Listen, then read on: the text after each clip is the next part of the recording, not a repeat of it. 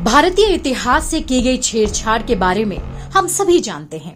वामपंथियों ने बड़ी सफाई से इस्लामिक आक्रांताओं और मुस्लिम शासकों के खूनी इतिहास को छिपाकर सिर्फ उनका महिमा मंडन करने का काम किया। मुगलों का महिमा मंडन करने में सबसे बड़ा नाम हमारी आंखों के सामने आता है देश के प्रथम शिक्षा मंत्री मौलाना अबुल कलाम आजाद का, जो कि खुद एक मदरसा छाप थे।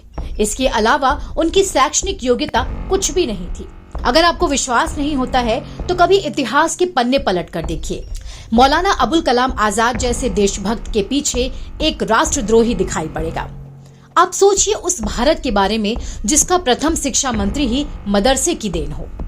11 नवंबर 1888 को सऊदी अरब में जन्मे मौलाना अबुल कलाम आजाद ने कभी भी एक आधिकारिक स्कूल में पढ़ाई नहीं की, बल्कि सारी शिक्षा उन्होंने या तो घर पर या फिर मदरसे में ही ली थी।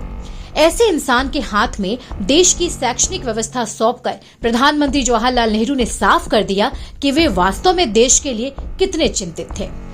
अगर आज देश में गुरुकुल के अस्तित्व पर प्रश्न चिन्ह लग चुका है, अगर आज देश में अपनी संस्कृति पर गर्व करना पाप और उसे गाली देना फैशन है, तो ये सब मौलाना अबुल कलाम आजाद की देन है। ऐसे शिक्षा मंत्रियों के कारण ही हम अपने शास्त्रों से दूर होते चले गए। मौलाना अबुल कलाम आजाद ही वो शिक्षा मंत्री थे जिन्होंने बाबर, हुमायूं, अकबर, जहांगीर, शाहजहां और औरंगजेब जैसे आक्रांताओं के बारे में इतिहास की किताबों में तारीफों के पुल बांधे, इनकी बहादुरी के किस्से बताएं। लेकिन इतिहास के नाम पर मजाल है कि भारत की उस संस्कृति सभ्यता का गुणगान किया जिसे मुगल आक्रांताओं ने निस्तनाबूद कर दिया था। 1947 से 1958 यानी अपने इंतकाल तक मौलाना अबुल कलाम आजाद देश के शिक्षा मंत्री थे। उन्होंने शिक्षा मंत्री होते ही मुगलों के कुकृत्यों को छिपाने का काम किया और मुगलों की एक नई तस्वीर समाज के सामने परोसी।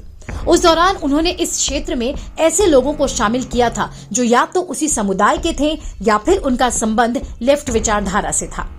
इनमें हुमायूं कबीर, MC छागला और फखरुद्दीन अली अहमद जैसे लोग शामिल थे। इन सब ने मिलकर मुगलों को भारत के नायक के तौर पर उभारा। वहीं जिस तरह से मुगलों ने लगातार भारत की संस्कृति को नष्ट करने के लिए हिंदुओं पर हमले किए, उनके मंदिरों को तोड़ा, उनसे जजिया लिया, उनका धर्मांतरण करवाया, उनकी महिलाओं के साथ दुराचार किया, बच्चों को बाजारों में बेच डाला, इन बातों को हमसे छिपाया गया।